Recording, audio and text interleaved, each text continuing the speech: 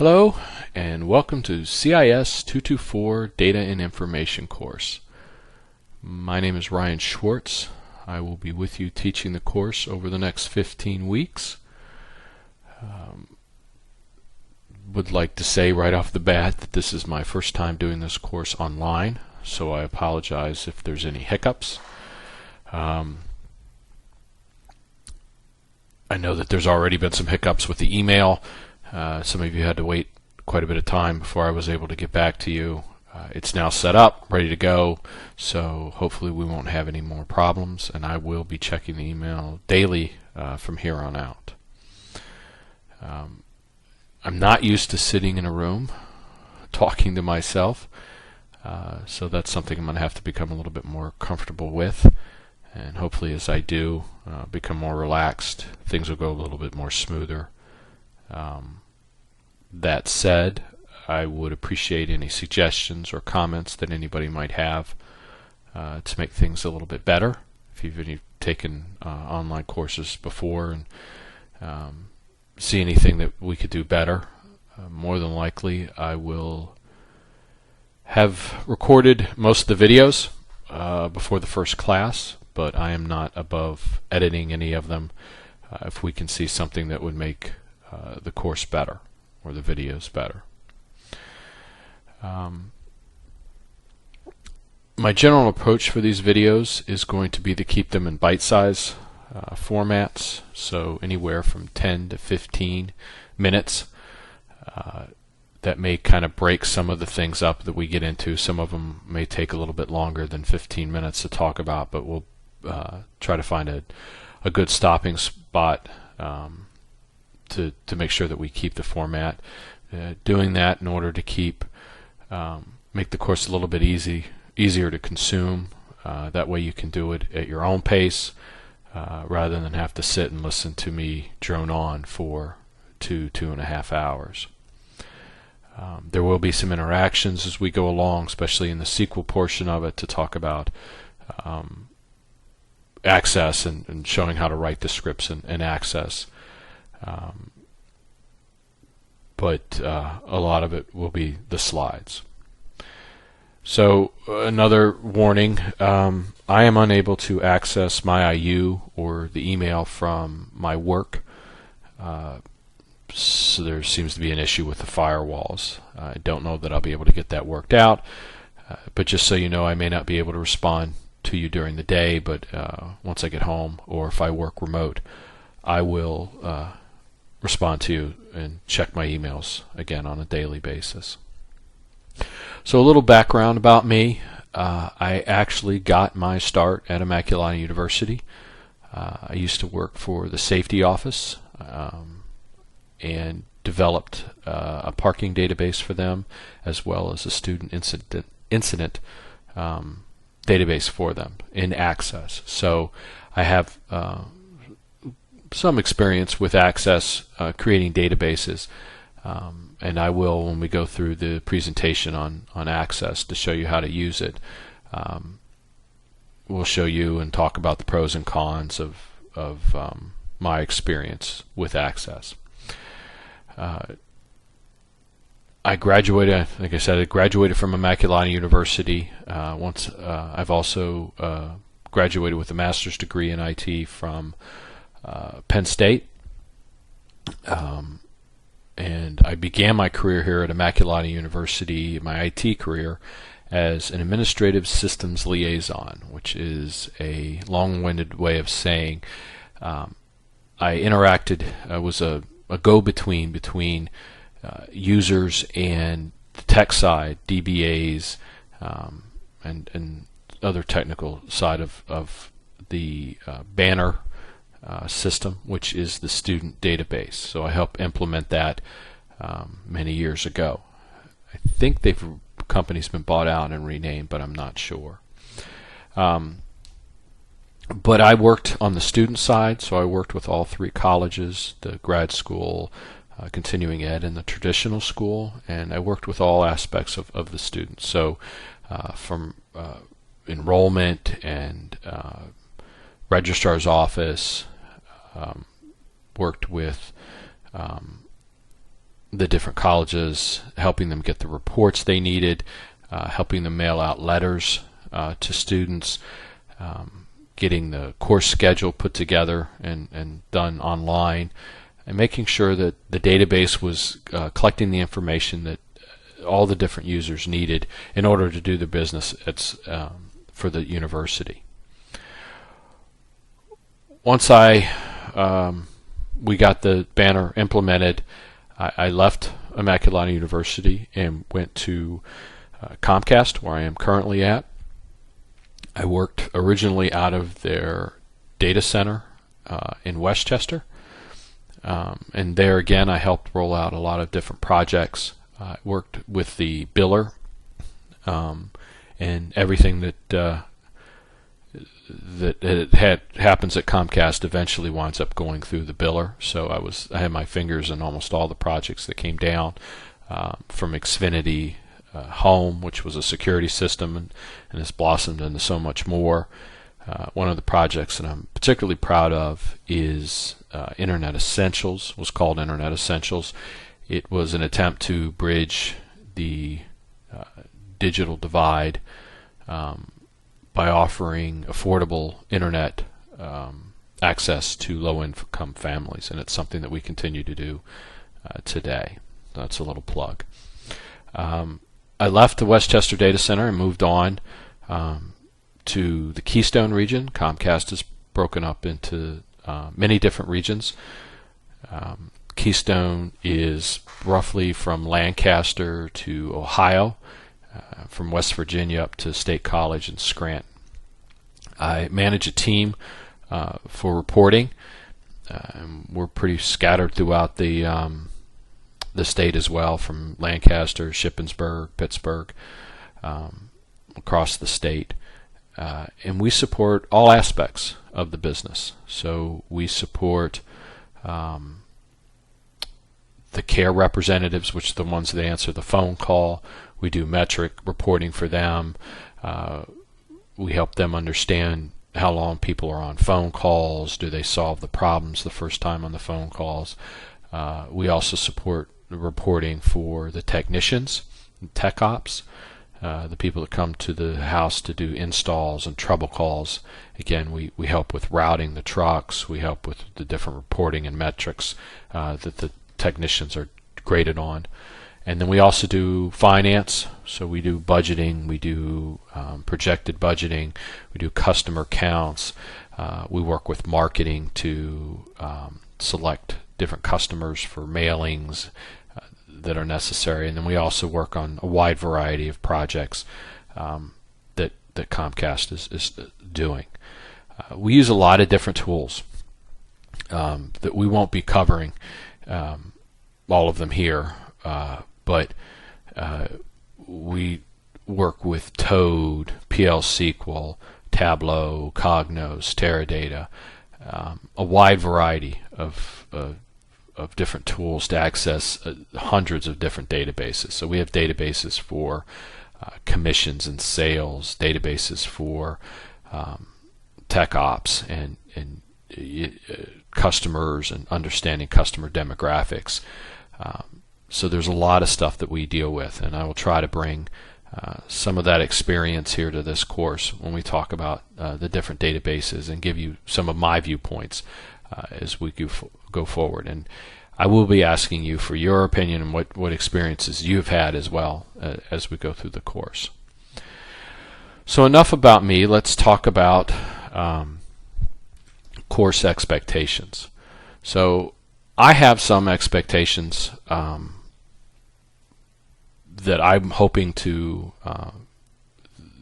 that you get out of this course, and then Immaculata also has an additional expectations as we go through. My expectation really is to help you understand the basics, to be able to speak intelligently to database administration, to understand what people are talking about. For those of you that are probably worried about the SQL portion of it, don't be. We're going to do the basics. The scripts that we'll be running will be fairly basic. We're not going to involve a lot of different tables. Our databases will be very small that we work with. But to understand the building blocks of a SQL, so if somebody gives you a 500-line code, 500-line code of script, you'll be able to break it down and understand what it is they're pulling, what tables they're pulling them from, understand what the criteria that they use, the logic behind how they pulled the information that they did. Each one of the building blocks, and then you'll also be able to write basic SQL and do some of your own reporting and understand what it is that how to write and what it is that people are doing.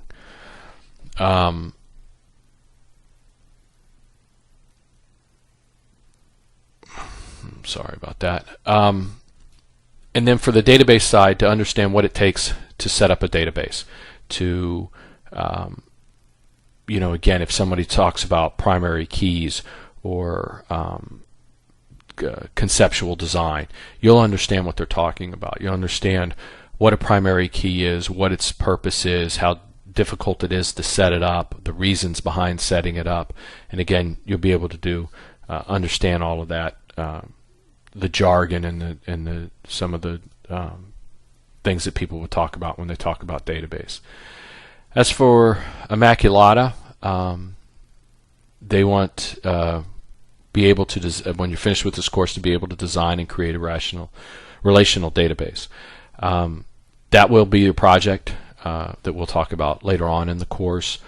You will be taking a spreadsheet that is a little bit messy, learning how to break it into different tables, setting it up in Access, and then running different reports off that will do it. So you also have, again, a basic understanding of SQL and being able to write queries. So you'll be able to create some queries from your database to do the different reporting needs off of it. And then have a basic understanding of the fundamentals of data administration. So what does it take to create a database? What does it take? The planning that's involved, the thought process, the logic that goes into it, the different components of it. We're going to talk about database development lifecycle and each one of those phases, and you'll have an understanding. Some of them we'll be able to do in course, some of them we will not be able to do, but we will talk about them so that you'll understand what it is that's done in each phase. And then understanding the tools used to maintain and create reports. So we will be talking about other tools. We're only going to use Access in this course, but we will be talking about other tools as we go along. And then the final thing is know about data management. So understanding the importance of keeping the data clean, importance of having requirements about the data that as you enter into a database. So an Excel spreadsheet, for example, you can talk about, you can enter anything into the cells, regardless of what it is. So I can enter a bunch of numbers, even though the column says last name. When you set up a structured database, understanding that not allowing users to do just anything that they want, but setting up different data types in it. And again, we'll talk about all of that as we go through. So that's the end of the first video. Next, we will talk about exactly what we're going to do week by week in the course.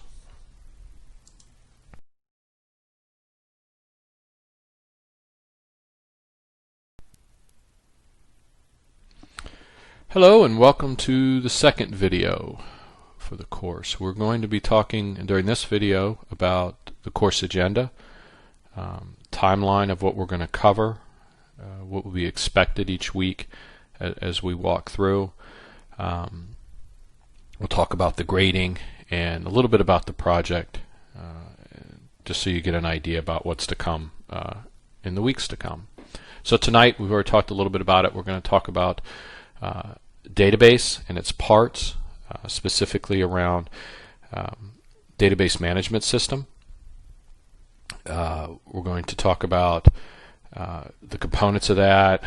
We'll talk about the components of the database. We're going to talk about some different examples of database, Access, Excel, SQL Server, and the pros and cons of each one of them. We're also going to talk a little bit briefly about the history of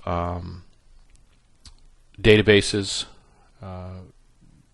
their progression as the years has gone through, so we'll walk through that as well. We'll also have a conversation around access. The project that we're going to do will be you'll use access to create the database. So we'll walk through step by step how to import tables, how to import the spreadsheets that will become your tables, how to use the SQL ability in Access. We'll be using that as we go through the course. I will be doing demonstrations in Access to show you how to create the different scripts that you'll need to create for the homework and then for the project itself. I'll also be going a little bit more into depth into Access, when it's a good time to use it, as the pros and cons of it, when's a good time to use it for a database that you're looking to do, and when it's going to have its limitations that you might want to consider another tool. So after this week, weeks 2 through 5 will be almost exclusively SQL. We'll start small with some basic SQLs, just with one table, create some off of that, some scripts off of that.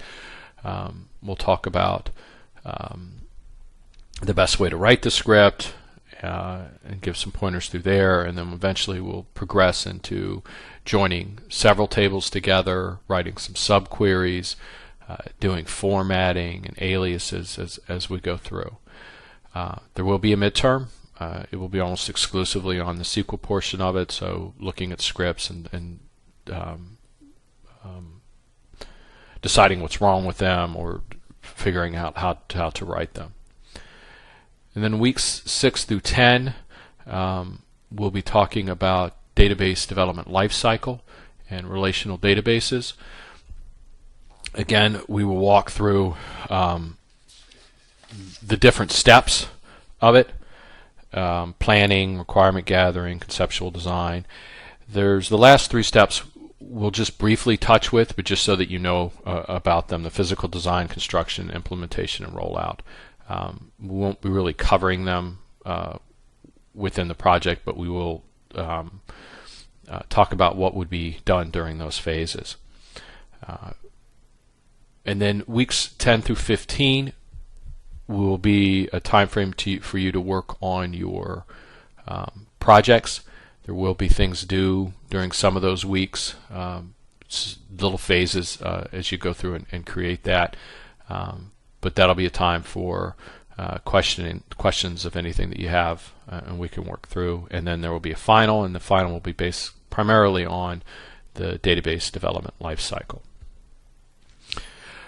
So this week, just skimmed through this. We just kind of went through everything that we're going to go through, the course outline and everything, the admin that we've done. Week 2, standards. This is going to be a big thing for me. It'll be talked about throughout the course. We'll talk about standards for SQL, so standards for writing your code. It's not something that's always very prevalent throughout this industry because it requires some time up front, some planning, some thinking as you go through. It's documentation, which a lot of people have aversions to because it does take up time.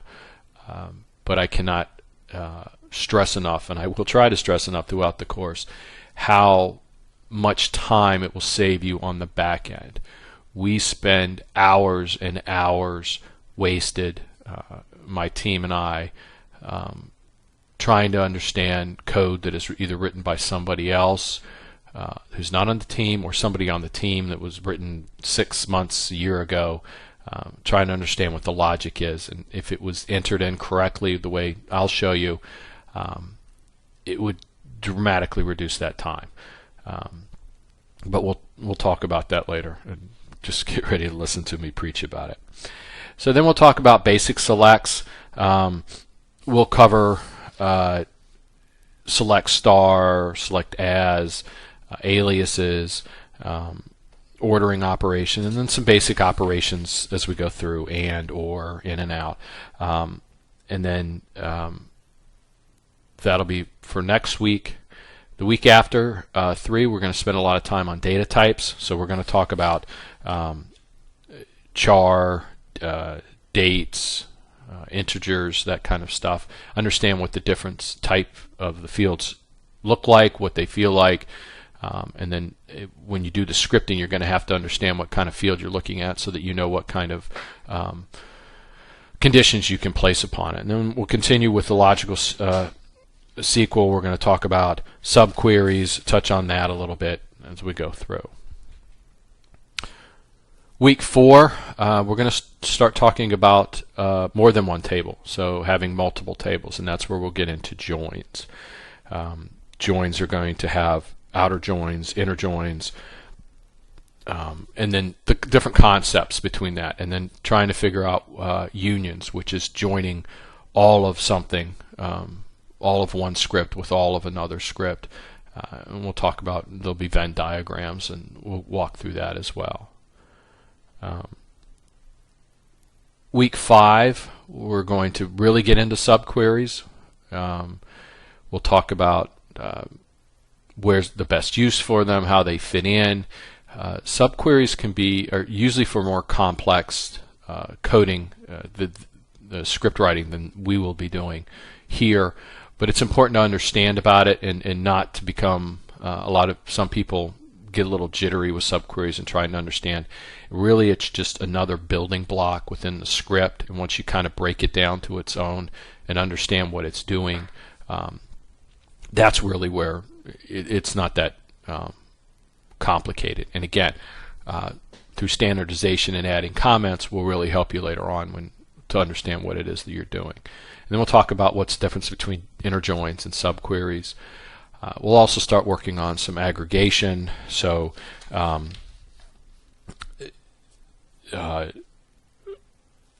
counts, sums, for the different things, and learning how to use them, and how we're going to have to go about that. And then we're going to touch on table maintenance. Again, this isn't something that we're going to be doing in this course, but it is something that I think would be very important for you to understand about what it is, the table. So how to create a table, indexing, and that type of thing as we go through. And again, that'll be something that we won't actually do in this course, but it's something that I would like you to know about. So week 6, we will have the midterm. Again, that will be primarily on the SQL portion, and then we'll discuss the project. So as we move forward with weeks, weeks 6 through 10 are really where the project will come. You'll get to understand what the project is. We'll review database management, relational theory, and then we'll get talking about all the phases of the database development lifecycle, what it is that each one does, and then as we go forward, we'll get more into details. For example, in week 7, we're going to do a review every class of what we covered the class before. At the beginning of the class, I'll do a review of what we're doing. So we'll week 7, for example, we'll go back over and just run through briefly the different phases in the development life cycle. And we'll talk about the advantages of each one of them, why you should do them, what is it that each phase brings to the project overall. Again, it's one of those things where if you do the steps in the order and thoroughly, the project will help out a lot more rather than getting towards the end and realizing you missed something and having to go back and take care of it.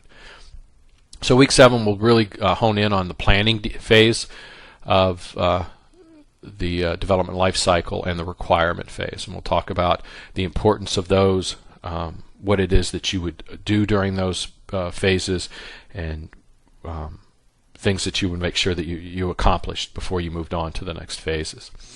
Week 8 is conceptual design, and this is going to be the big one where we're going to spend the most time.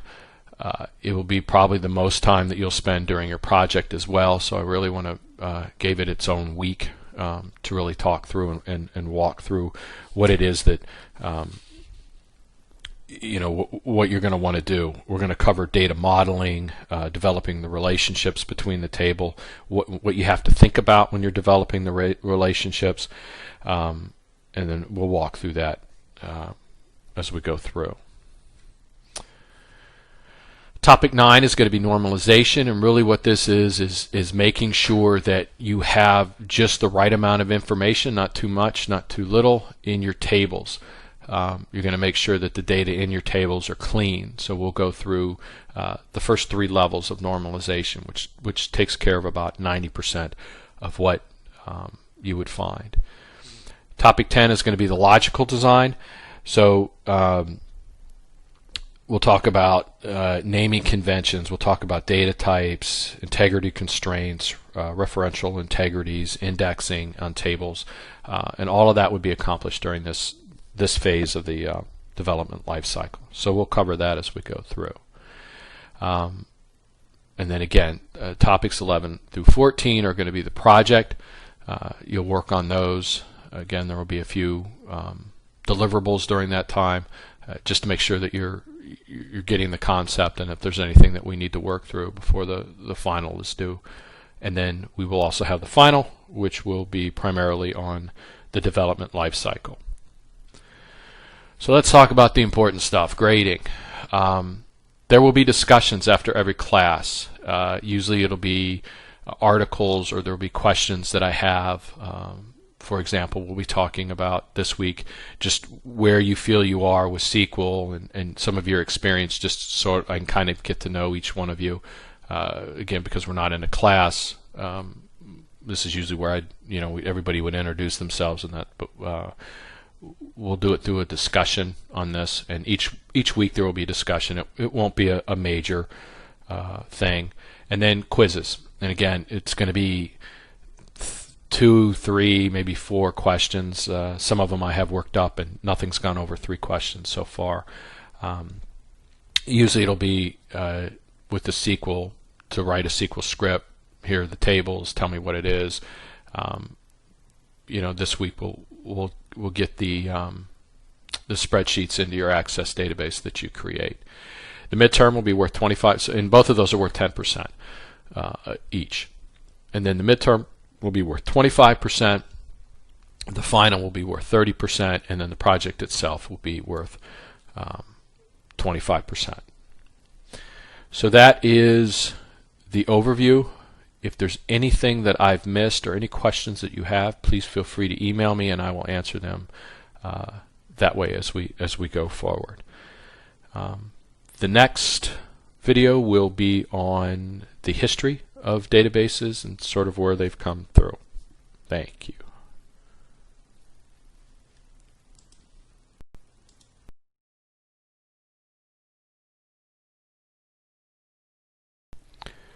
Hello, and welcome to the next installment of CIS224 Data and Information course. Today we're going to be talking about some background on data analytics, where things are right now. We're going to talk about a brief history of the databases, how it came to be, where they've started, and where we are today. And then we'll talk about some of the challenges that data management is facing today. So data management, as almost everyone knows, has become a very important part of any business. Data is used to provide actionable items, so to help drive the business. At Comcast in specific, we've spent a great deal of money in storing data, collecting data, and then using that data to help drive the business and help us understand where are the areas that we need to work on, and supporting the customers better. And every business does that. You're going to Amazon, Walmart, all of them use data more and more to produce actionable items and things that will drive the business. The problem is that the amount of data is growing at an enormous rate. So storage is becoming cheaper, and so companies are more willing to store data that before they may not have because of the price of storage. but storage has become very cheap. So with this new data that they're able to collect and then link the data, the problem is, how do you manage all of that? Businesses are overloaded with the number of reports and the endless data points. So the question becomes, how do you take all that information and utilize it wisely to help drive your business? And I will do an interjection here on data visualization, which is, I think, something that Immaculata offers. And it's data visualization is around how to make a large amount of data very consumable. So the idea behind the graphs and the charts and how they are presented, to show, to get the users or the people that you're trying to present to get to the point very easily and quickly, and they can immediately see the numbers that they should be paying attention to rather than just a screen full of numbers. So data visualization is something that we're working very hard to teach. It is sort of a different way of looking at data, trying to find what the points are that you need to present, and then making sure that you present them. Databases are growing considerably. There's people at Comcast that spent a decade using just one database, one tool to produce their reports. Now we're putting out a new database once every 3 months or more, and that number is only growing with the amount of information that we're collecting, as well as other departments, other companies.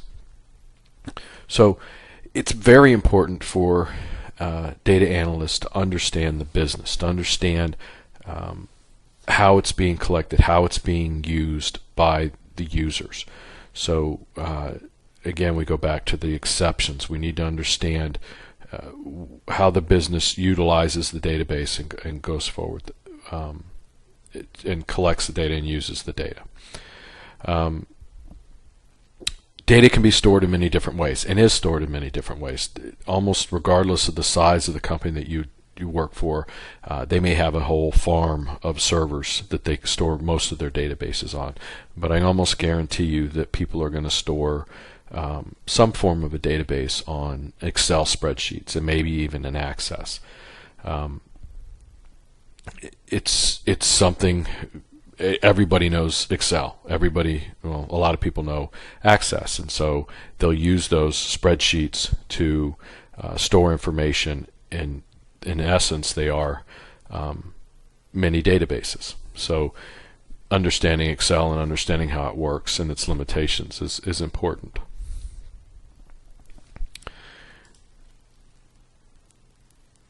So there are three basic types of information systems.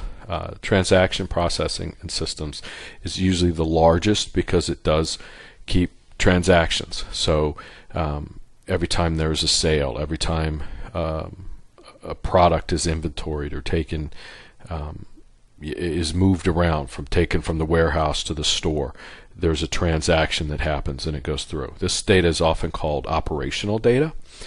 Usually it is real-time or near real-time information. The idea behind this is we want to know right now what is the state of our business. How many students do we have enrolled? How many students are enrolled in specific courses? How many students have not enrolled so far? Need to know exactly where people are at this specific time, and that's where transactional processing comes in. The next one is management information system, and this is also often called strategic data. And this is where we've taken the transactional data and we've rearranged it. So we're looking for trends. We're looking for how an entire department did, how a line of products are doing, how all the students in the traditional college are doing at this time. So understanding those at sort of a higher level is something that management information systems do. And then the last one is decisions to support systems, and this is more of a not a Johnny come lately, but it's a little bit more involved and is a growing field for analytical processing. So again, it's taking several different management systems, several different databases, transactional databases, and putting them all into one report, and then giving sort of the whole spectrum to go all the way through. So at Comcast, we look at the customer's journey at Comcast, the customer's timeline. So from how many calls they put in, how many products they have. We look at their demographics and understand how many truck rolls they've had, and really understand what has been the relationship the customers had with us, what has been good, what has been bad, in order for us to be able to better serve the customer. Tools that you can use for this are usually reporting tools, and they're usually better end ones.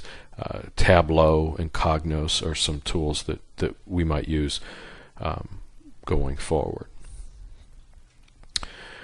So sort of a brief history of where database systems have started, and where they started and where they are today.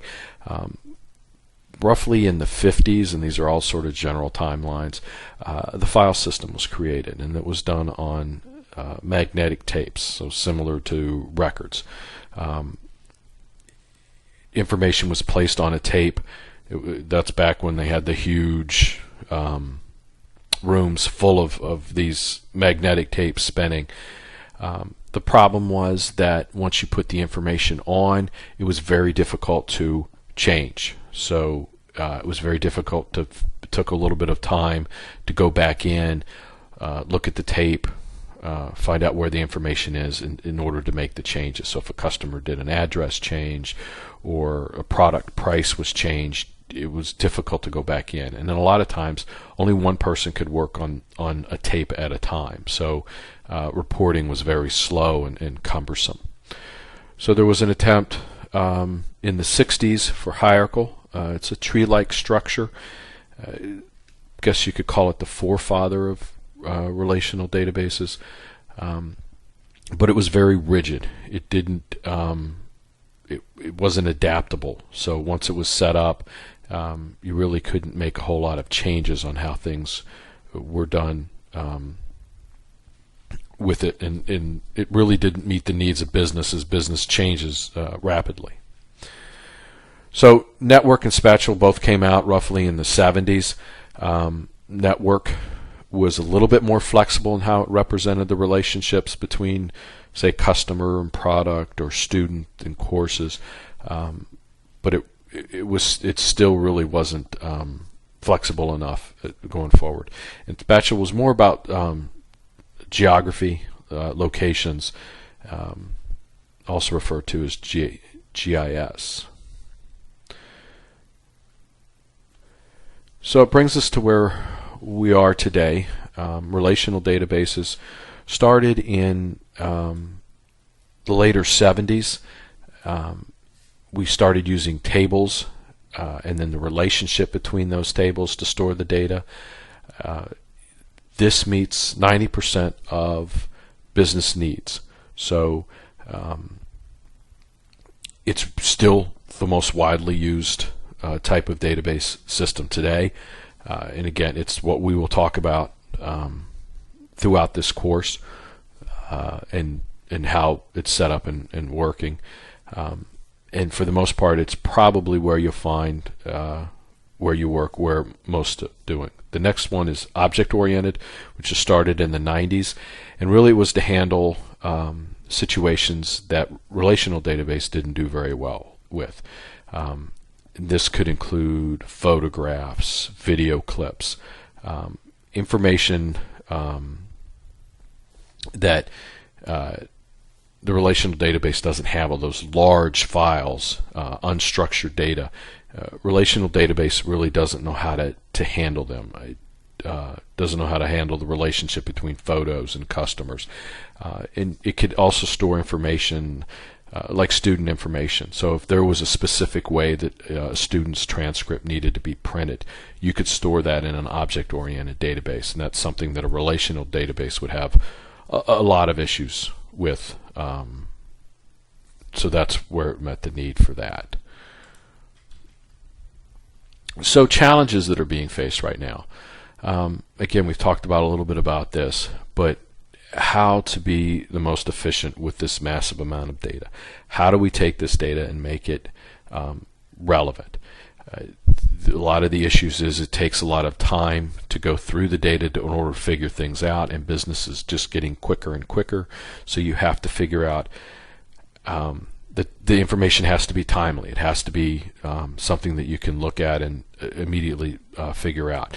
And there's a lot of tools that they're coming up with almost on a monthly basis to try in order to make it a little bit easier to look at millions of records and find outliers and similarities, and to try to figure out probabilities that they're going for.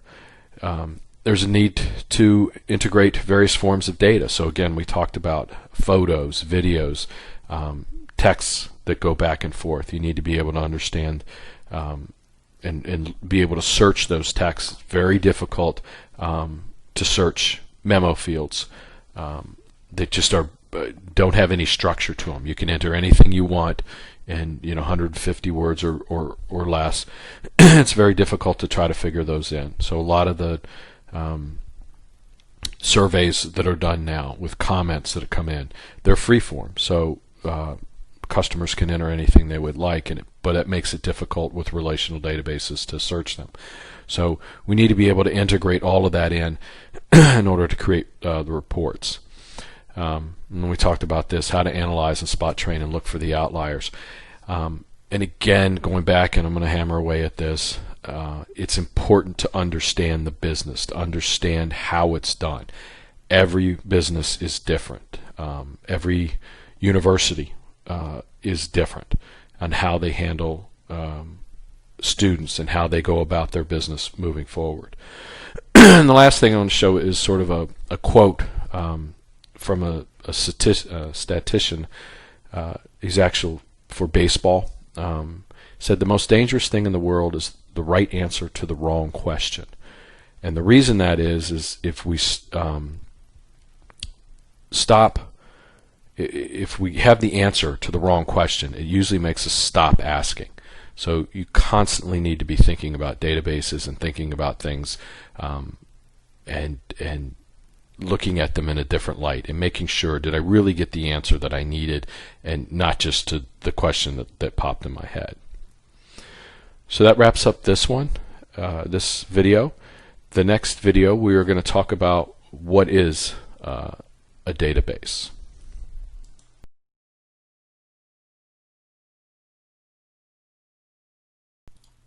Hello and welcome to the next installment for CIS224 Data and Information course.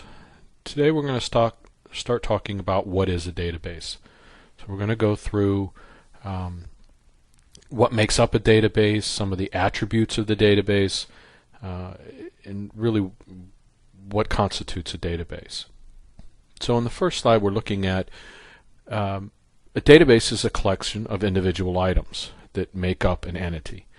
So each one of these items on here, if you look across the region, the account number, connect date, phone number, first name and last name, each of one of these is an individual data item for customer John Smith.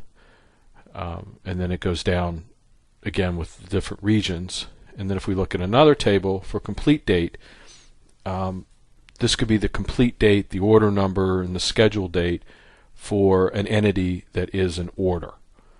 So each one of these areas, each one of these fields is an individual data item. They're also referred to as attributes of a customer. So the account number is an attribute for the customer John Smith. The key to know is knowing when you look at databases is which one of these attributes. With this particular example we have here, it's broken up into tables.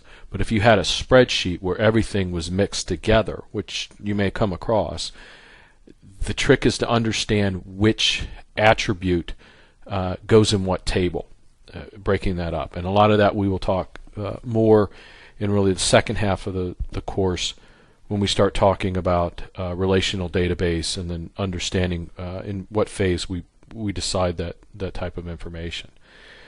A lot of it is going to be based where the attributes goes on the business processes. So let's take phone number here for this example. In this case, the phone number is attached to a customer, John Smith or Sue Jones.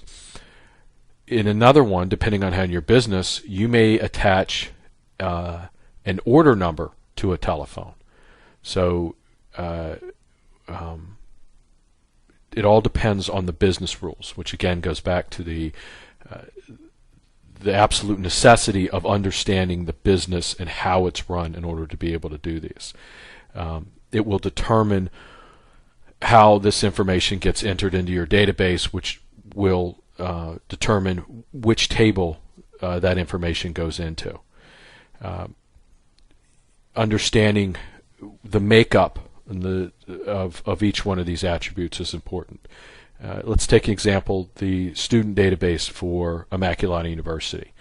It was created by a company called Banner, or they called the system Banner. And they have student ID. So every university is going to have a student ID. But the problem is, if you're building it, you need to take into factor that, is it a number? Is it going to be made up of letters? Is it going to be made up of mixture of the two?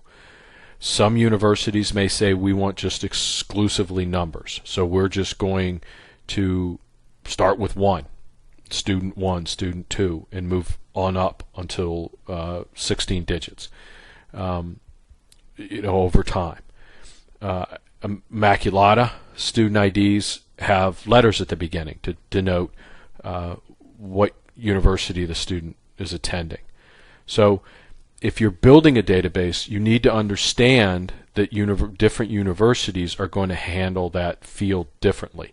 So you would have to create that as a text field, for example, and we'll talk about different data types later on, to be able to accommodate the different business processes. So these are the sort of things you need to think about, and you wouldn't think about normally a lot of this stuff unless you talk with a business. Complete date, for instance. On this one, the order is completed on a specific date. But what if you were a supervisor for the technicians that actually go out and do the install? You're going to want to know down to the minute or how long that completion took. So you're going to want to know, if you were going to create a database for technicians, you would want a field that would have hours and minutes in it as well, in order to understand the technician arrived at this time, left at this time, so that you can monitor the different technicians to understand how long they're at a specific job. So the complete date may mean something entirely different in that field of database. This database may be the biller, and we just want to know what date we would start charging the customer for their service. Well, as of this date, it was installed and completed. We'll start charging at that moment. So on the next slide, what are the things that make up a database? And again, we kind of walked through it on the last slide, but it has to be stored in a highly structured way, based in logic and business requirements and the business needs. So there has to be a reason for why you store information in the different areas that you do, the different tables, why you don't put this here. State. So a lot of people on customer tables will store a state. Maybe you don't, for some business reason, you don't want state in there. You want it from a drop-down list, or you want it from a reference table. Again, we'll go through all of those. But it has to be based in some sort of logic or understanding. You can't have students and say they can only have one course. That wouldn't be logical for a student database. So let's talk about the attributes of a database. It has to be accessible. And more to the point, it has to be accessible to more than one person at a time. We talked about this with the file system, and only a great deal of time only one person could access the magnetic tape at a time. That will not work in the majority of businesses today. If you have a small mom and pop shop, the owner enters it, maybe that's all you need. But it still needs to be accessible, still has to be able to get to it, enter it in. But for the most part, it needs to be accessible by different people. So someone needs to be entering an order, and somebody maybe needing to run a report on the orders of that day. You can't wait until the business day is done in order to run that report. You'll need to be able to run it as it goes along. And this is something that makes Excel spreadsheets sort of tricky to keep databases in, because you really can only have one person at a time in there and saving their information. Access is a little bit more flexible. That allows you can set it up so more than one person is in there at a time, but it's a little difficult. Secure. It has to be secure in two different ways. Number one, it has to be in a location that is going to prevent its destruction. So especially with larger companies, there's backups. So Comcast has data centers in Manchester, Philadelphia, and Denver are the big ones that they have. The information is stored and backed up, and some of them nobody's touching. So all they're doing is sitting there with the information. They get fed the information in real time of all the customer data. So if there is a nor'easter that slams New Hampshire, which has happened, and shuts that building down, Comcast can still operate. We'll just go, it may take a little bit more time to go through Philadelphia, but really once we're up and running, the customer shouldn't see any issues with that going forward. And most of the businesses are going to have that type of thing. The other part of secure is you need to be able to prevent unauthorized use. So this is always a tricky period, and there's classes that go on about database security and website security. So you can take those, but the idea of a database is it's secure. So you can have passwords. We set up roles for users to be able, so they can access certain tables but not other tables. Social security numbers are very important to keep secure, for example. Only a certain amount of people are allowed to access that information. You have to have business justifications and go through the processes. So that information has to be secured, even though it's on the same server that other information are. You need to be able to keep that secure. Again, this is almost Phil is building the case for not having an Excel or Access database as your main database for your business. Next is accuracy. It has to be reliable. The records have to be precise. There's a saying within a lot of the data business: garbage in, garbage out.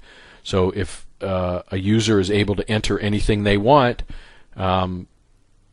that's what you're going to pull on the report. So if you have name and you don't have it set it up in a certain way where it's going to have a text field, someone could enter 1, 2, 3, 4, 5, and that's the name. And when you pull your report, first name will be 1, 2, 3, 4, 5.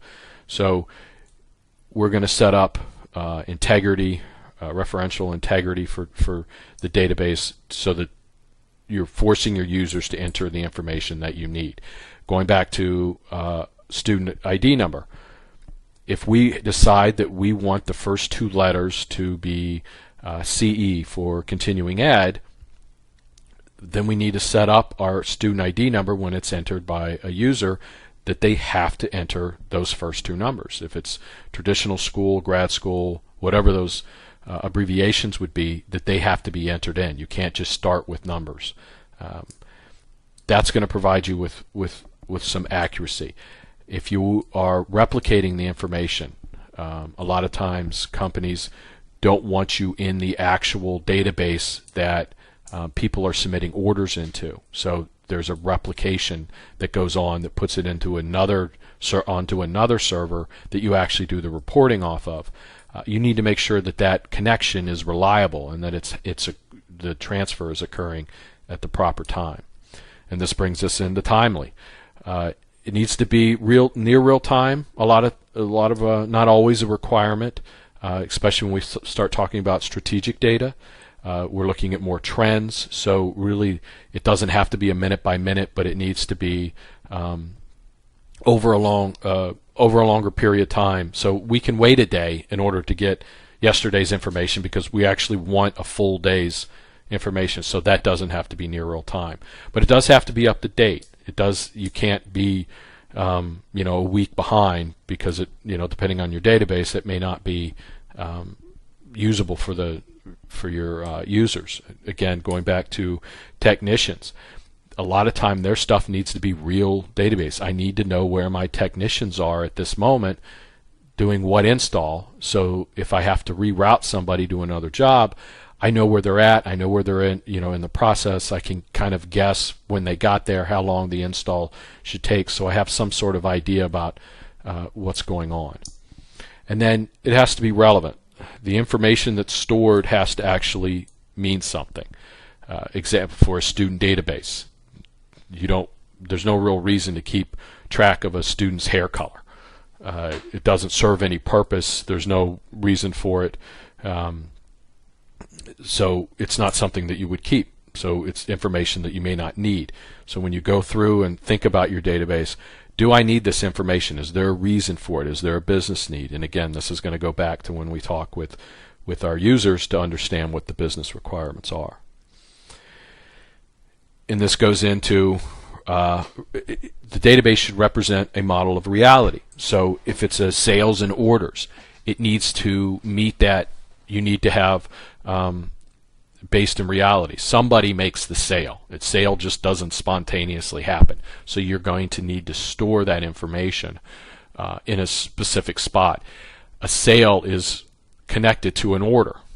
You call into the warehouse, that kind of stuff. There needs to be something. An order doesn't just create itself. Somebody makes that sale. So it needs to be based on that type of reality. Same with products and inventory.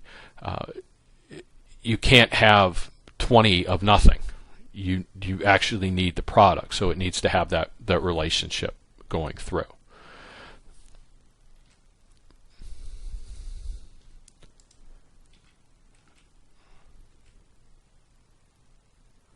Sorry about that.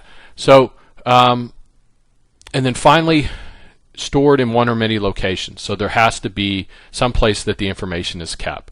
So a lot of times in the process of Access or Excel, we'll keep it on the desktop. Larger databases like for the Immaculata student database, it's kept on a server. This is a little old, but I think it's in Florida was the last place that I knew. But they probably have it stored in several different locations. But it could be on just one server. More than likely it's backed up someplace, but it could be in just one general location. A lot of times they'll do that. They'll have backups, and like Iron Mountain will come and take the information in disks and send that out with that kind of stuff. So that gives us a general idea of what makes up a database. Next, we are going to talk about data management systems. For those of you who looked real quick when I was going through the slides, you saw that. We're going to go through sort of the overview of the roles, the types of database management systems that are out there, and that will start the next slide. So thank you, and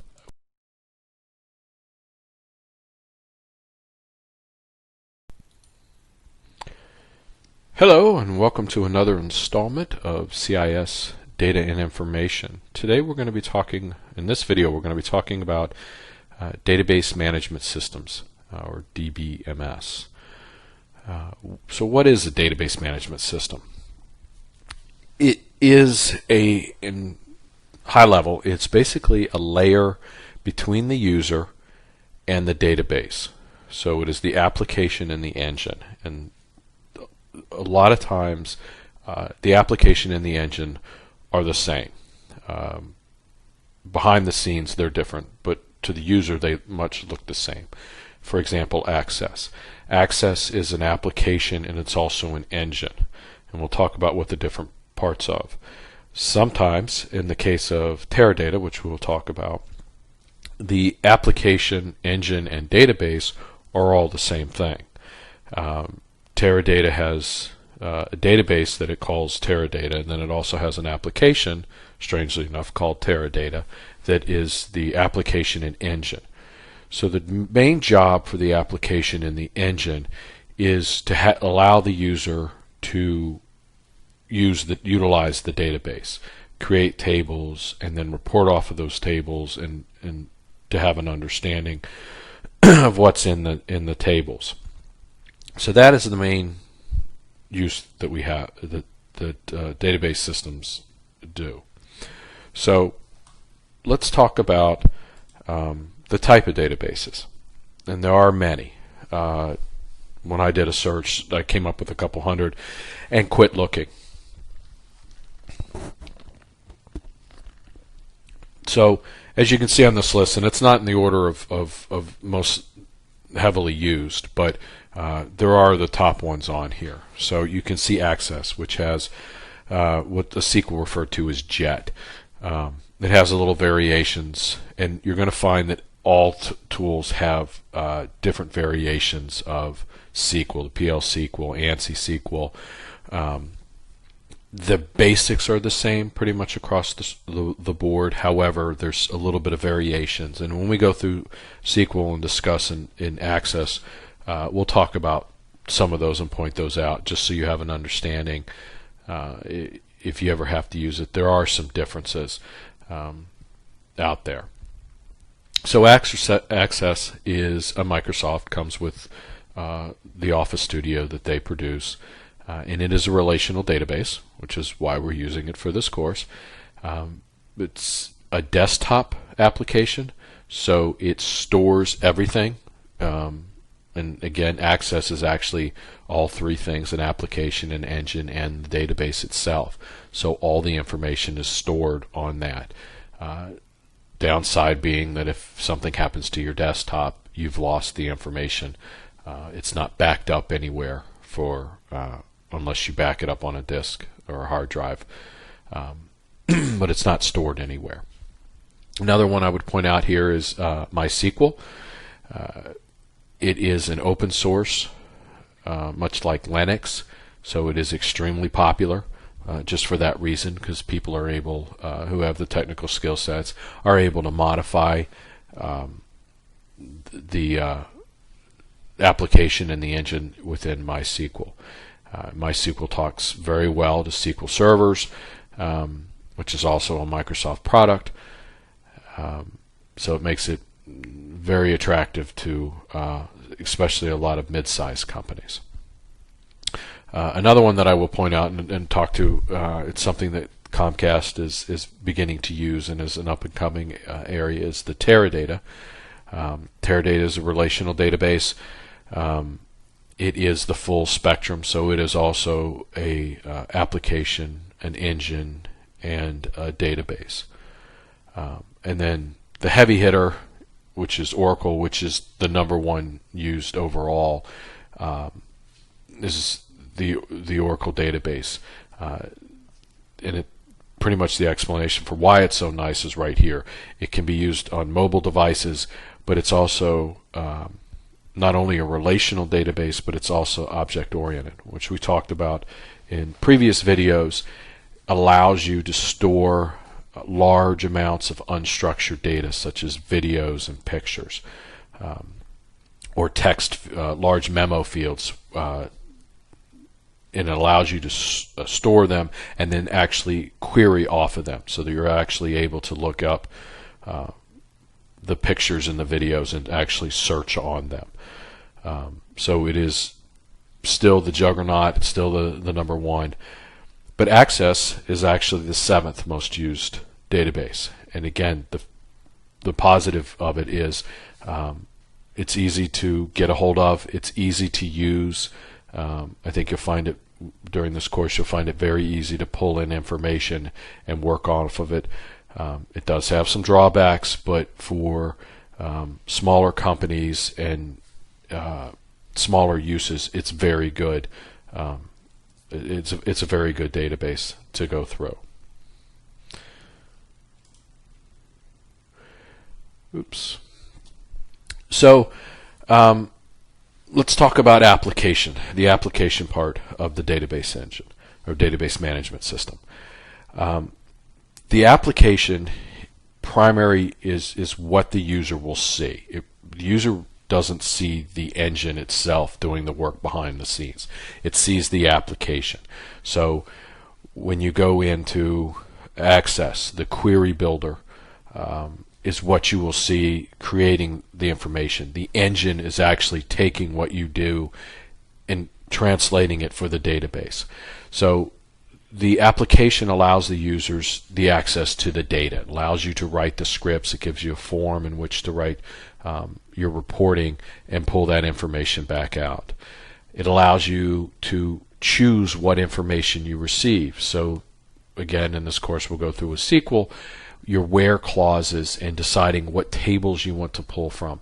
It doesn't just give you everything. You're allowed to say, I only want certain information back, and it can narrow that spectrum for you. So the application is what sets that up for you. Some allow you to protect the data. Access has some that we won't get into in this course, but you are able to set up some password protection. It's not 100%. It's more security through obscurity. So it's not something that I would recommend if it's open to the public, that you store really sensitive information there. Other ones that are used, such as Toad, which makes a nice little ribbit sound when you open it, has the ability to understand roles. So when a user logs in, you're able to determine based on that person's role what they can see. So if there are tables or databases that you don't want them to see, they won't even appear as selections for them to be able to choose from. SQL Plus is much the same. Teradata is also the same. It's made much easier with Teradata because it's the full database and application and engine all together. So that's really the role of the application. So to sort of sum up what the database application does, it converts human intention into code the database engine will understand. So the database engine is actually what talks to the database. So the application allows you to speak in a certain sequence that tells the database engine what it is you want, and then it goes off and gets that from the database. You have to say things in a certain order. Again, we'll talk about with select, but you can't put the where clause before the select clause. You have to do it in a certain order so that the machine or database engine will understand what it is that you're looking for. Otherwise, you're going to get errors back from your scripts. And we can go through that as we go along through the course. The database engine itself is able to do several tasks, and easy to remember is the CRUD acronym, or CRUD tasks. So create, read, update, and delete. Create is to create the tables. So these are the entities that you will place inside the database. You're able to determine what's going to go into the table. It allows you to pick the data types that are going to go in the table. Is it going to be numbers? Is it going to be text fields? It allows you to decide if there will be referential integrity within, and again we'll talk about this later on, but this is the area that your create statement, you would list all of this as you create the table. It also allows for read. So the scripts that you write, you're actually reading the database and pulling the information back. So through database engines, you can decide with all four of these tasks who's able to do that. And again, it goes back to that role of setting up security so that when you log into the application, it tells the engine what you're allowed to do. Databases, very few people are allowed to create tables except for database administrators, and they are very jealous of that and guard that for very good reason. Most users will have read access, so they're able to look at the database but not make any changes. Update access, again, goes to usually to a very select few. Update access is if you have a table and you decide that you have a customer table and you decide that you're going to want to add date of birth. You would use the update select to add that field, tell it how big it would be, it's going to be a short date, and name the data type for it, and it would allow you to update the table. And then delete is the obvious one if you want to get rid of a table. A lot of times with databases, you'll create what are called temp tables that you just need for a very short time, and once their use is done, maybe you just need it for a project. Once the project is ended, you can delete that table. That's usually where it's used. Once a database is up and running, it's very rare that they delete a table, a standard table going forward, because of the history that's required.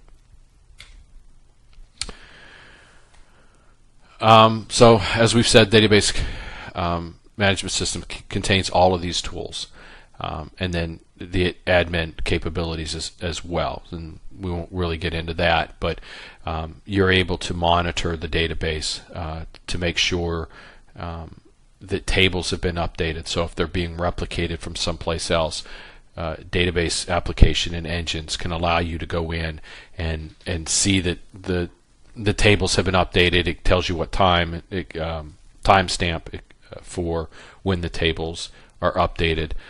It's very useful if you're trying to run reports and you need to know if the tables have been updated or if you're reporting on old data. It also helps to database applications and engines also help DBAs do patches and updates on the database itself. So what are some of the typical issues that you're going to run into with database management systems? One of the big ones is redundancy. So if your database is not well thought out, you will find that you're storing data, the same data, on different tables, which never makes any sense. As we go through, we talk later on about in normalization, you make sure that doesn't happen. The data is not stored in the same spot. You would not have a customer table that stores a customer's name, but then also put the customer's name in the order table. That wouldn't make sense. Lack of data control. So a lot of times if we don't have security, we allow too many people to be able to create and update tables. There's information all over the place, and then you have a lot of problems with logic going on with different people's logic. So poor access, downtime can be much the same way. You need a database that is scalable and able to handle a large amount or a growing amount of access to the database for a variety of users or a large amount of users. This is probably one of the biggest issues that new databases face. It's sort of if you build it, they will come, and a lot of times databases are created and built, and they should go through stress testing, but it's sometimes very hard to do the stress testing until it's actually people getting in there, because you're never really sure how often people are going to use the database, and then what they're going to do. If you write bad scripts, it's going to hammer away at your database. So script optimization is something that DBAs monitor.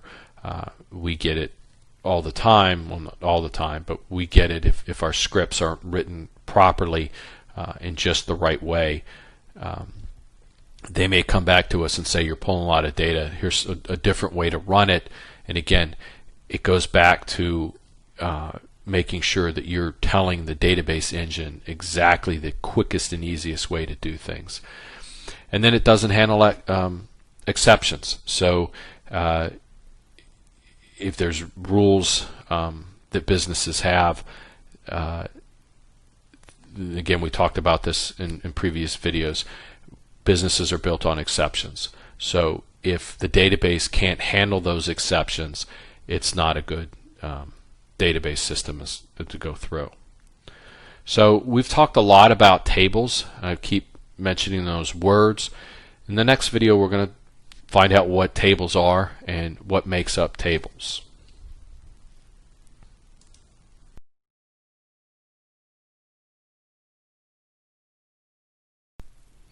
Hello and welcome to our next installment of CIS224 Data and Information. This video we're going to talk about tables.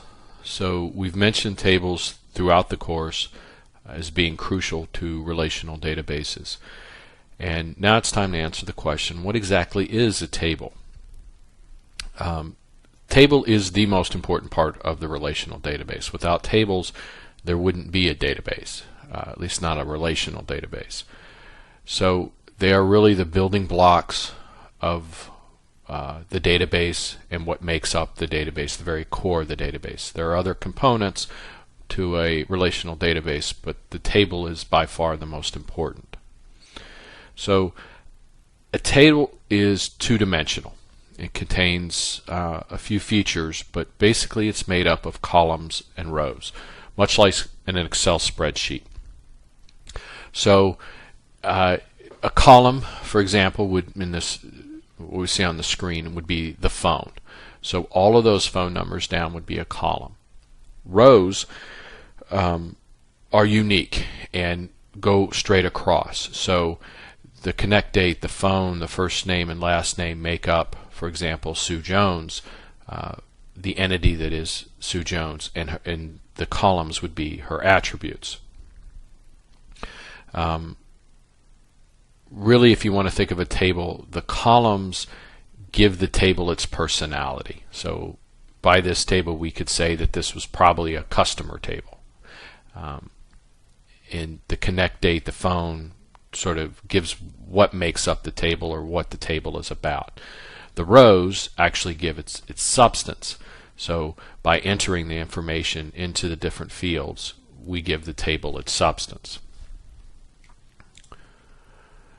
So continuing along those lines, let's talk about rows and columns.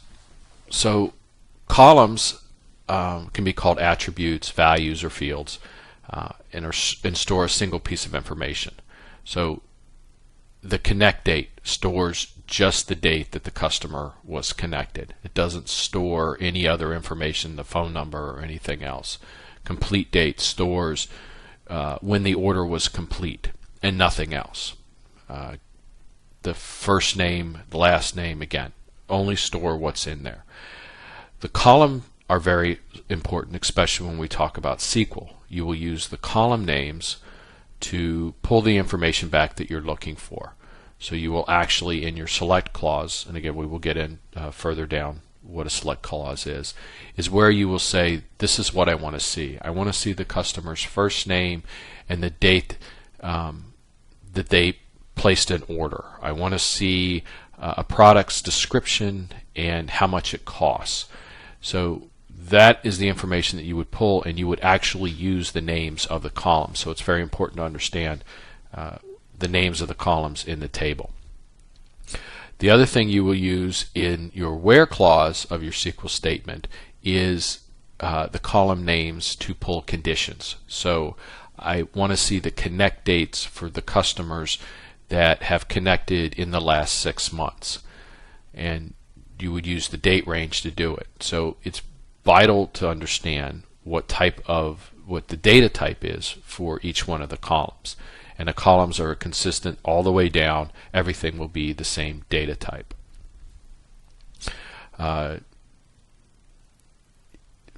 example, with the data type, if you have a date field in connect date and you say where connect date equals John, you won't get any results back because SQL will be looking for a date range or a date as opposed to a text field. The other thing with connect date is you cannot have duplicate column names. So you can't have connect date and then have another connect date.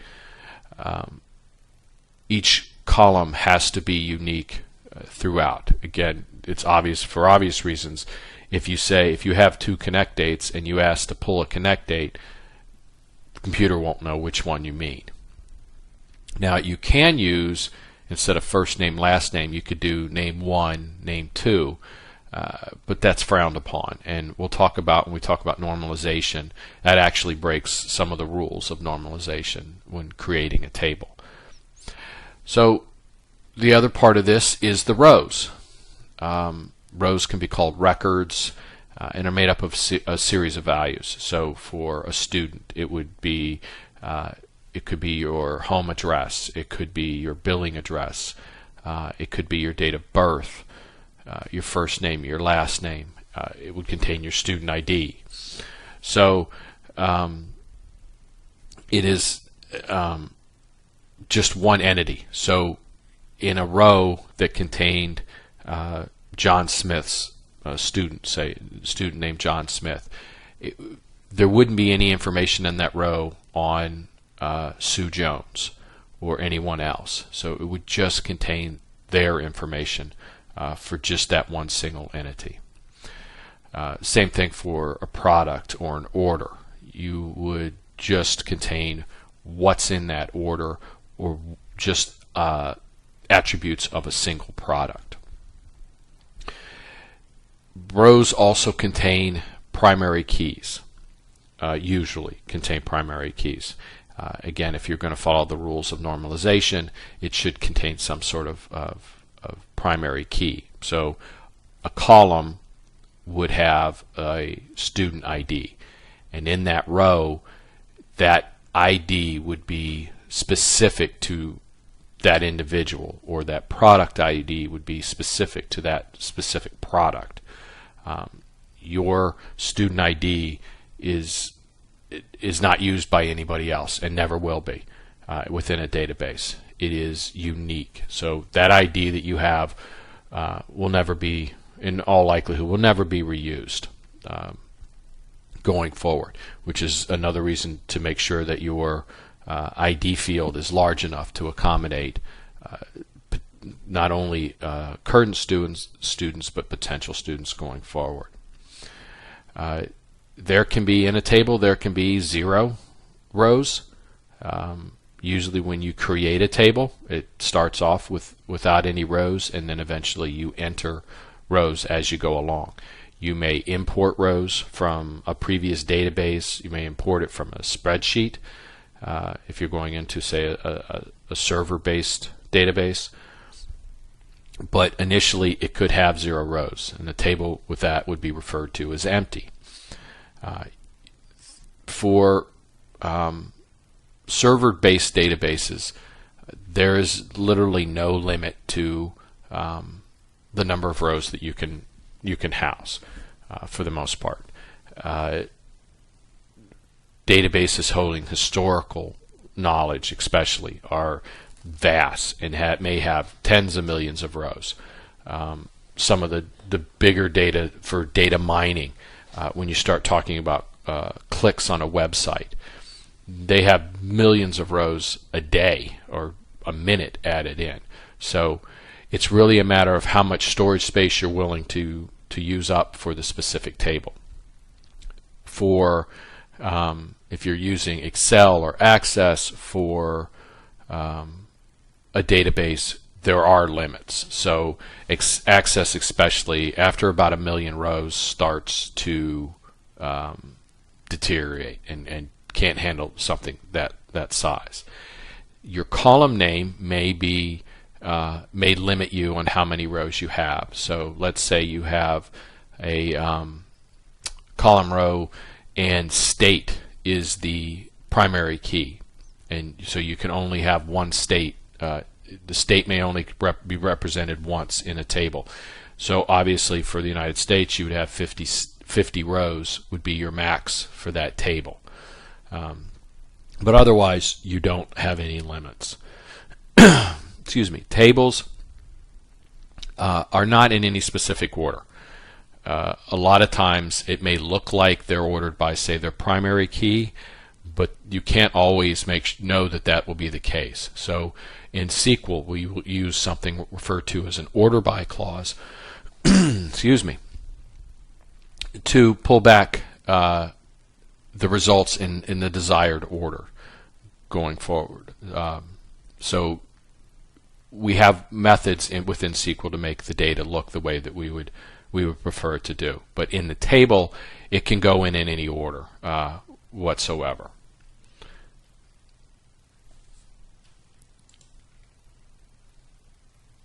So just the last sort of, we've covered some of this already, but tables will have stricter rules in their design than say an Excel spreadsheet, even though an Excel spreadsheet could be used to house databases. So looking at this connect date, if you enter it into an Excel database, you could put Smith underneath the database. You could put Bob, a telephone number. On phone, you could put a date or somebody's name. This is one of the issues that you would have with an Excel database, because within each one of the cells you could enter anything that you like. Databases are going to have referential integrity that are not going to allow you to do this going forward. Access, you can set access up to it, and when we look at access we'll look at the tables and how you would be able to structure it so that Smith would not be allowed to be entered into connect date going forward.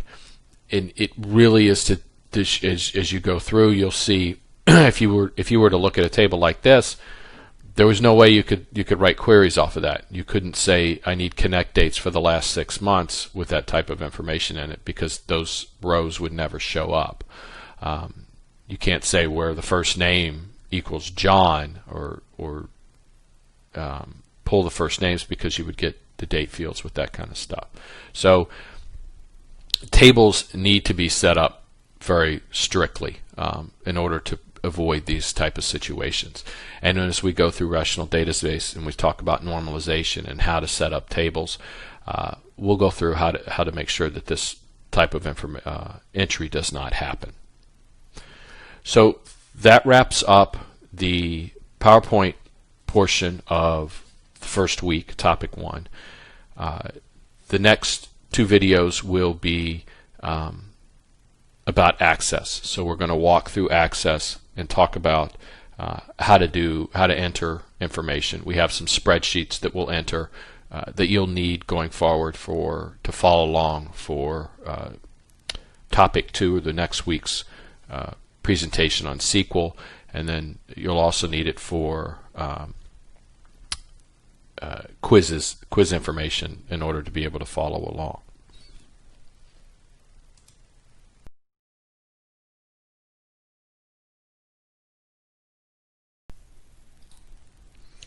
Hello, and welcome to the next installment of CIS224 Data and Information. Today, in this video, we're going to do a walkthrough with access. So we're going to go through, in this video, what is access, some of the pros and cons of access, and then we'll just do a walkthrough of the different features in access. Some of them we will be using in this course, and some of them are just good to know. So Access, as we know, is a Microsoft database management system, part of the Office suite of products that Microsoft offers. It combines a relational jet, which is a type of SQL database engine, with a graphical user interface, or a GUI. So it allows the meaning of that is it has what it's called, referred to as forms, where you can create a screen where people would be able to enter information into the database that you would create. Access, one of the better points of it, it is easily linked to other outside databases. So even if you're not using it as a database, you can link it in order to create reports.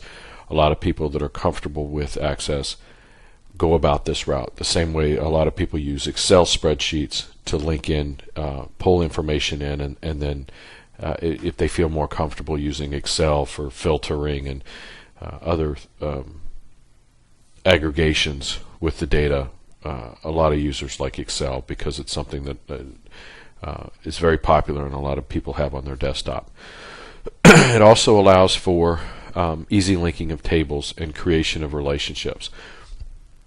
As you'll see as we walk through, creating joins is very easy. Creating relationships between the different tables that you create is very easy. You can sort of get a feel in Excel, and then to create tables like we will be doing, and then importing it into Access, and it's very easy to do that. Because of these advantages, sometimes Access is used as sort of a proof of concept for a database. So people will start the basics of creating a database in Access, even though they plan on using SQL Server or Teradata going forward. But the idea is they can sort of fish out some of the issues ahead of time before making the larger investment in a server-based database. So some of the pros, we've talked about a few, but it's easy to use. I will say, like a lot of Microsoft products, Access is one of the things that you can easily start using, but has almost an infinite ability to expand. So if anybody that's worked with an Excel guru who really can do almost anything with Excel, you can figure out ways to manipulate Access to make it do a lot of the things that a higher price SQL Server might be able to do, or an Oracle database. So it's easy to get started. It's on a lot of people's desktop. Again, it comes in the Office suite. So a lot of people are used to it and can use it, and there are a lot of courses based around both online and through outside vendors for Access. It integrates with all Microsoft products, so it's very easy to bring in data from other Access databases as well as Excel databases, and then any of the Microsoft servers like MySQL. It's very easy to pull in the information into Access. It does have a fair amount of storage, so a lot of the databases that can be used, for example, my team uses an Access database to pull in report requests so that we can keep track of the requests that come in, and we have forms where we enter the information, and then we can tell who we're servicing, how long things are taking. So we use Access database at a minor level. And then we already talked about importing is very easy, and you'll see as we go through in the upcoming video that it's very easy to pull in a table from, especially from Excel, which is what we'll be doing in this course. The cons of Access. There is a finite space. I would say, from my personal experience, once you start hitting roughly a million rows, Access begins to freeze up.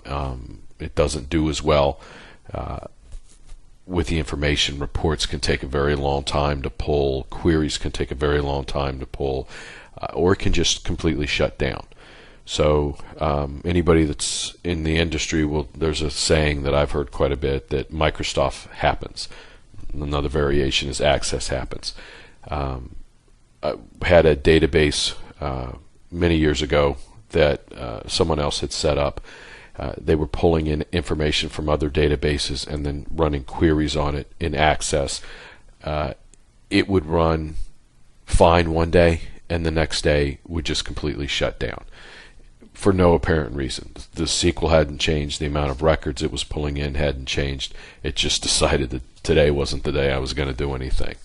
So Access is very temperamental, especially when you get into larger records, larger tables that you're pulling in. So I wouldn't recommend it for those type of databases. But if you're trying to pull a database, I know Immaculata had one. They used to have an art show at the on campus, and they would use an Access database to keep track of the paintings that were sold, the art that was sold there, so that they knew which artists needed to be paid out and how much things were sold for. It's perfect for those type of things.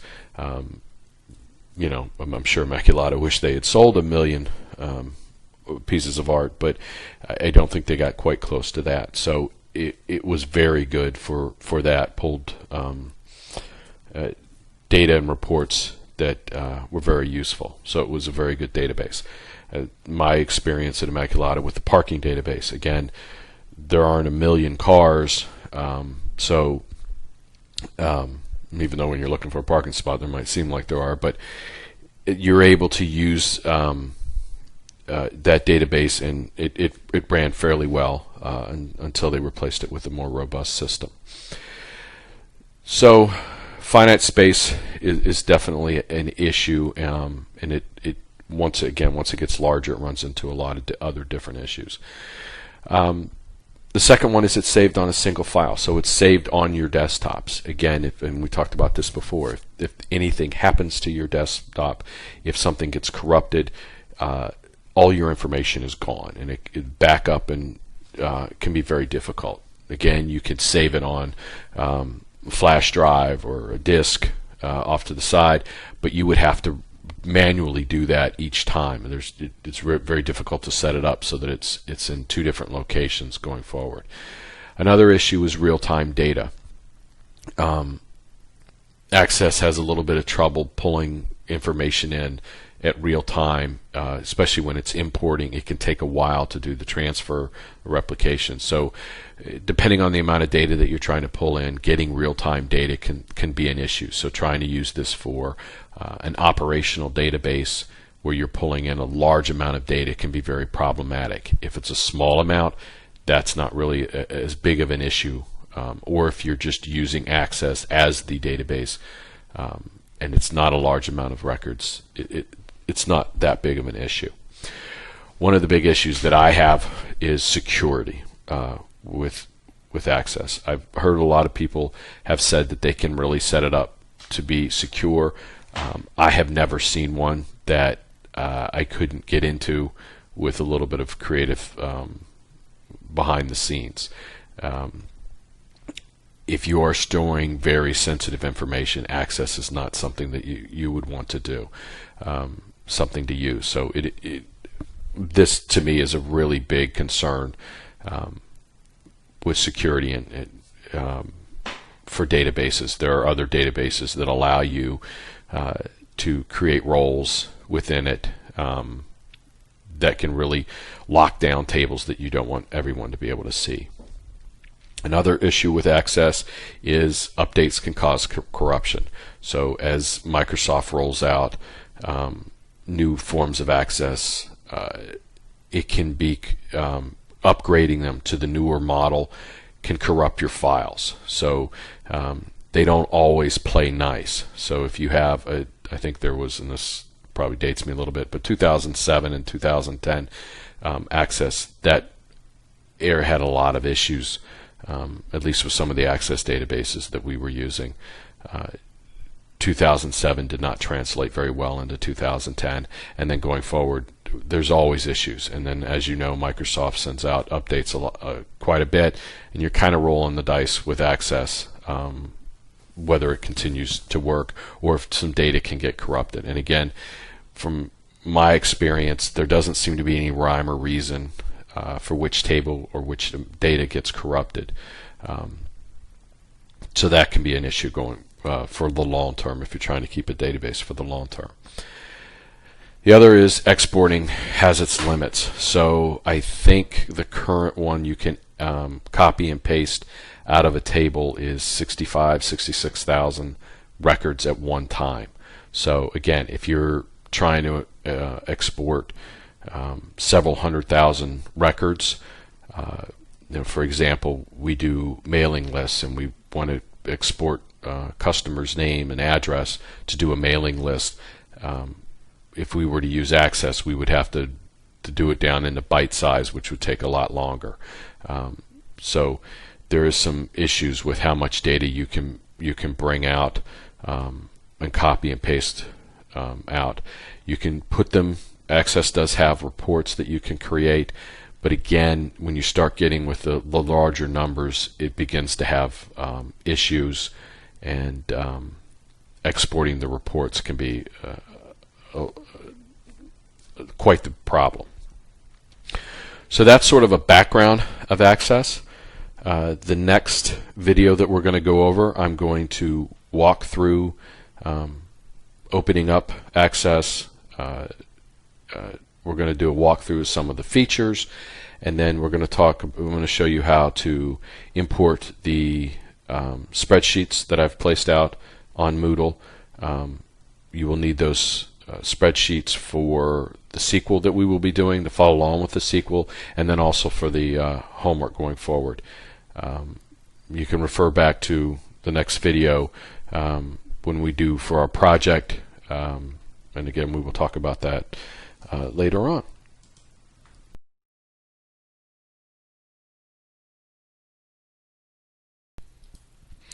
Hello and welcome to the second video on Access for CIS224 Data and Information. Today we're going to do a walkthrough with Access, talk about how to create the database, where to put things, and then I will show you how to import the data, and we'll look at the different features of Access, run through some of them briefly that we won't be using, and then I will talk about how to get to SQL. And for those of you who have used Access in the past, this may be somewhat of a review, basic review for you, but hopefully you'll find some good points within it. So when you click on Access to open it up, this is the screen that you receive, or something similar to it. You will see that there are a large range of templates that you could use if you wanted to have a specific database. I personally have never used any of these templates, but feel free to take a look at them as you go along. Again, looking at some of these, I wouldn't want to use Access for inventory for a larger company. Maybe a home inventory would be a good use of Access. So we'll just click on blank desktop database. It brings up this screen. The first thing we can do is rename the file. So you want to make sure that you keep the .acc database. So we will name this CIS224, and then we need to determine where we're going to place it. I would suggest on your desktop or in a folder someplace safe off to the side. So once we've picked the folder that we want to place it in, we hit OK, and you still haven't created it yet. You actually have to click the Create button. It's very quick, as you can see, and then the first way we're going to have is a table. So if we wanted to, we could immediately start entering information here, name, and create any table that we wanted if we wanted to do that way. I usually don't use these tables because when I use Access, I'm importing tables from Excel, which is what we'll be doing in this class. So you can just close out that table, and then we don't need to save it.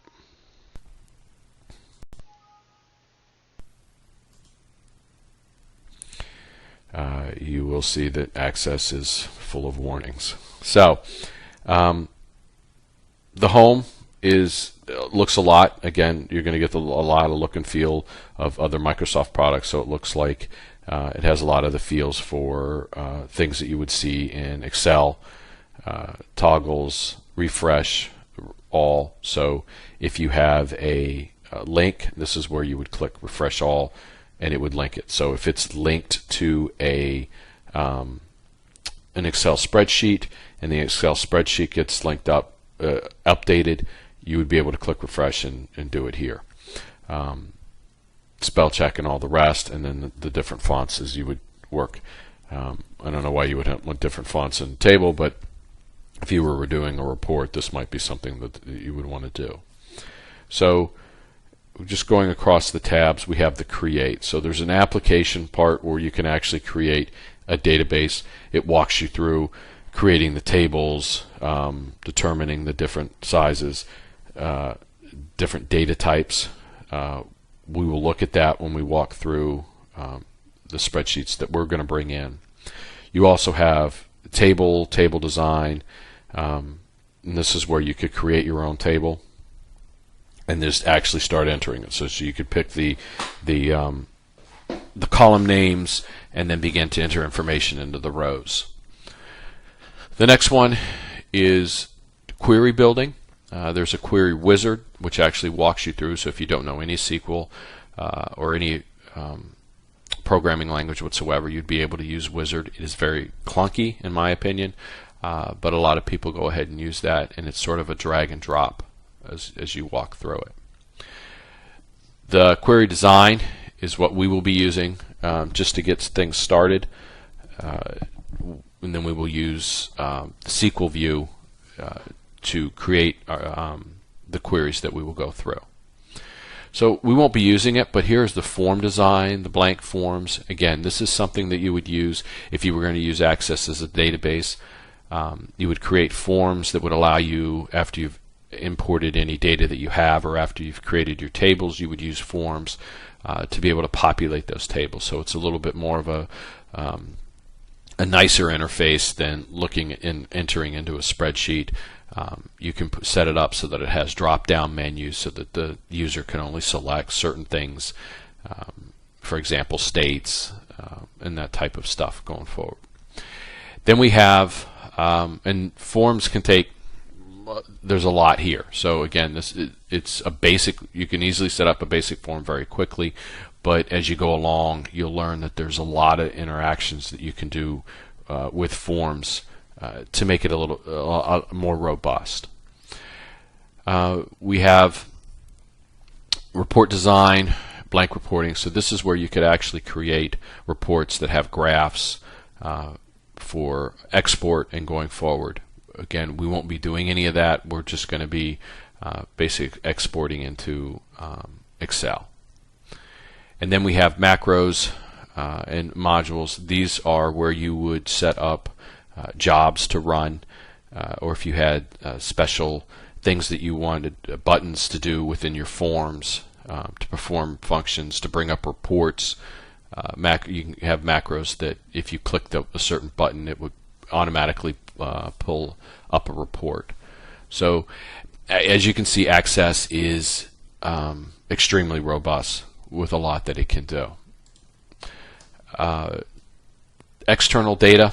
This is where you would be able to pull in the information. We will be using the Excel button, but you could also pull from other Access databases, and you can also make ODBC connections to other databases such as a SQL Server database and pull in the information that way.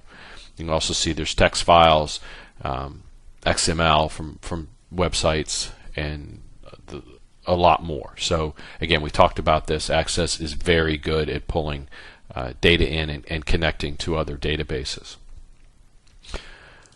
Database tools we really won't need to cover, but this is where you would run the macros, and then the compact and repair database. I would suggest that once your database gets a little bigger, you can set up a macro that automatically compacts and repairs the database every time it's closed. So that's something that I put in to the databases that I created, and it keeps it updated and at the right size as we go through. So let's import an Excel spreadsheet that we have. So these are out in the folders on the website. So you can go and download them to your desktop, and then using this method you can import them into Access. So if you click on Excel, you'll get this screen. And this is where you could link the data source. So if you were going to create a database and you had users that entered their information into Excel, you could actually link to the Excel spreadsheet.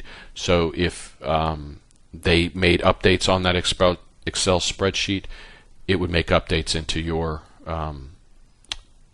Access database automatically. We won't be doing that. We're just going to do a straight import the data into here. So we will browse, find the file where we keep the databases, and we will pull in, for this one, the student database. Also the offer database will be out there, or spreadsheet will be out there for you to pull in as well. So click Open. OK. So this is where we can start making some choices. Now we're going to keep it very basic, but I will walk through some of the things that we can do. So it has each one of the worksheets. Now each one of the worksheets are named. I would recommend that you do this. It just makes it easier for you to understand. It can say sheet 1, sheet 2. It just becomes a little bit confusing. If you do have an Excel spreadsheet that says sheet 1, sheet 2, you're able to click on each one of them, and it shows you high level what is in each one of those. So let's start with student. We'll click Next. If the column is not already checked, first row contains column headers, we would be able to do that if it did create. Access will recognize if the column names are in bold, and it will all automatically list them as column headers. So our column headers are listed, so we will click Next. This could be where if you wanted to start naming what data type it is, it tells you for each one what data type it's going to pull into.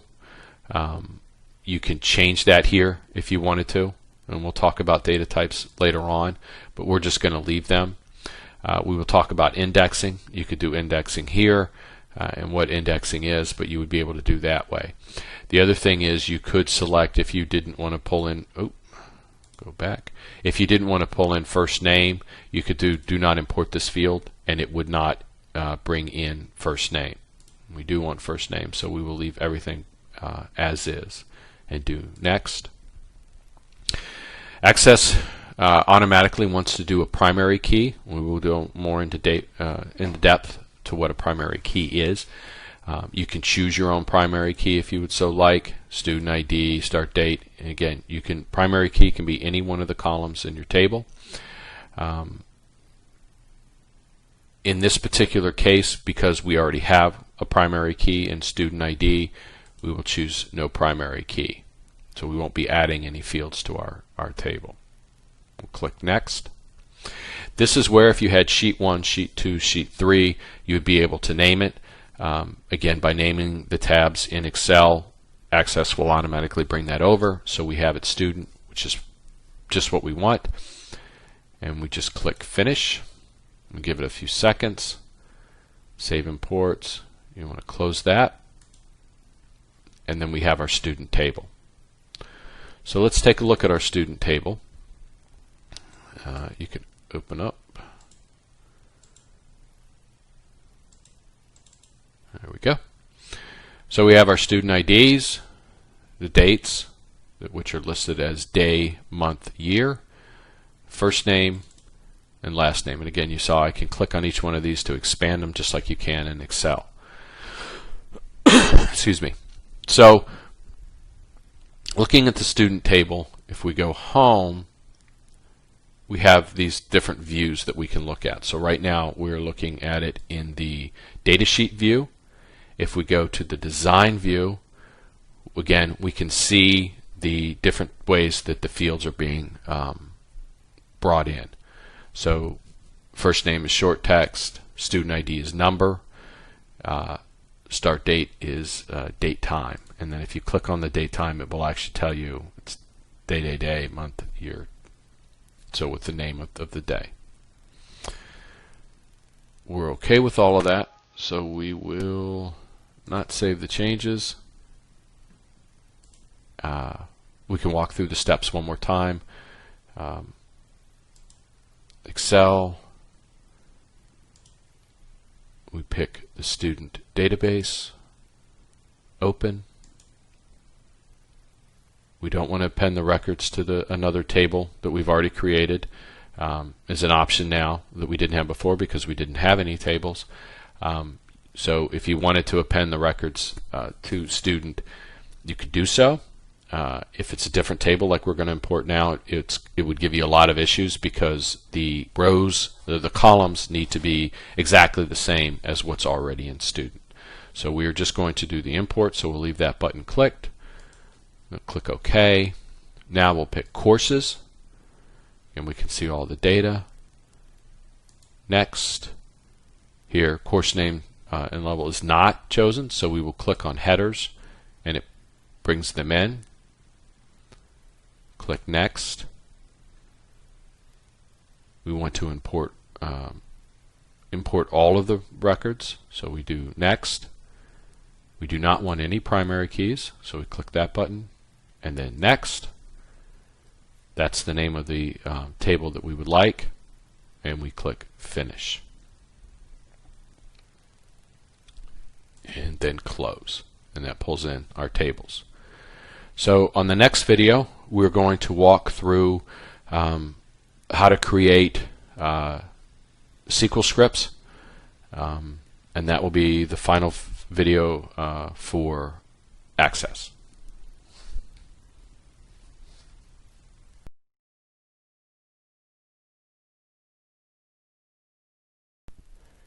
Hello, and welcome to the last video for week 1 for CIS224 Data and Information course. Today I want to cover, hopefully fairly briefly, the last step that we will need for Access, which is to create our own queries as we walk through. You can see here that I've already gone ahead and imported the last tab on the database, enrollment, just to sort of complete the course, to complete the database. So before we get started on the queries, if you double click on the table, you will see that each one of these tabs doesn't have a lot of information on it. So in this case we have 20 students, which wouldn't be much of a university. However, I did this on purpose. The idea behind this is you should be able to, as we go through and do the practice, you do the practice SQL at home after we have the lessons, you should be able to eyeball exactly what sort of results you should get back. For example, if we wrote a query that said return all the students who have a first name of Mary, we'll see that we have Mary right here, and if we go down, there is not another Mary. So just eyeballing it, if I write a select, I should get one record with just one Mary if I wrote a query that said return anybody who has a first name of Mary. When we do the homeworks, that's what I'm going to be asking for, is sort of look at the table, determine, get an idea of what should be coming back, and then that way if you do that, you'll be able to see what that your select is correct. If you got back 5 Marys, you would know something's wrong going forward. So that's just a little tip there, and why I did it. So looking at query, we go to create, and again we have the tables that we could create, the application, and there's 2 choices. There is query wizard and query design. Just a note of warning here, using the query wizard, I will be able to tell very easily that you use the query wizard, and you will not get credit for your work. The object behind this is to learn SQL, learn how to use Access Query Wizard. So the SQL portion of it, learning how to do that, in order to take out all the indicators that Query Wizard is going to leave behind, it would take you longer to do that than it would just to write the SQL. So please do not use the Query Wizard. Query Design is what we will use. So if you click on that, it will give you the tables. As if you import the other database, the offer database, you will also see the tables from that database. So if we select student and add, and then we close it, that's where I would start. So just add the one table. As we get into more complex queries where we start joining the different tables together, just start with one table and to get you going. And that way, don't add many tables, because again, I'll be able to tell that that's how it was done. So you'll notice that nothing is selected. So if you look down at the fields below, nothing is selected. So if you click, well, let's go through this. So if you click down here, it gives you the different data views. So there's datasheet view, which will show you the results of your query. There's the SQL view, which is where we will work primarily in to write our SQL, and then there's the design view, which is this going forward. So this is where you could add some criteria, and Access would help you build it. Again, don't use this. It'll do the same thing that the query wizard will do, and I will be able to tell. So if we go into the SQL view and we look, this is a select. This is a very basic select statement. But right now what it's saying is select nothing from student. And if you click on the wizard, it's going to give you the design view. It will give you a bunch of errors. So it's saying you need to do at least one query. You select one destination or one column into the field. So this is where you're able to type in. You can enter whatever it is that you would like at this point, and then if you click Design View, it will pull what you request. So this is how we will go forward and write the SQL. When I do the examples in class, this is how I will be doing each one of the SQLs as we go along. So that's really it for right now. What I wanted to cover for the queries, just to have a basic understanding of what you're doing. As we get into the course, I will demonstrate over and over how to do this kind of stuff, and hopefully it will be something that we can all pick up. So what's next? You will see out in the folder for week 1 is a discussion/questionnaire. I have 4 questions out there that I'm hoping everyone could answer by the beginning of the next course. Really, the one question about yourself is it's whatever you feel comfortable saying. What's your major? Sort of your background. Have you done any reporting? Where do you think you would use this course? Is this a field that interests you? How would you think you would go about using it? Just so I have an idea of where everybody is, and if there's another direction I need to take the course to be more useful to everyone. Like I said before, with the external data, we want to make sure that we get both of the databases that are in the folder for week 1, the student database and the offer database. There's 3 tabs each.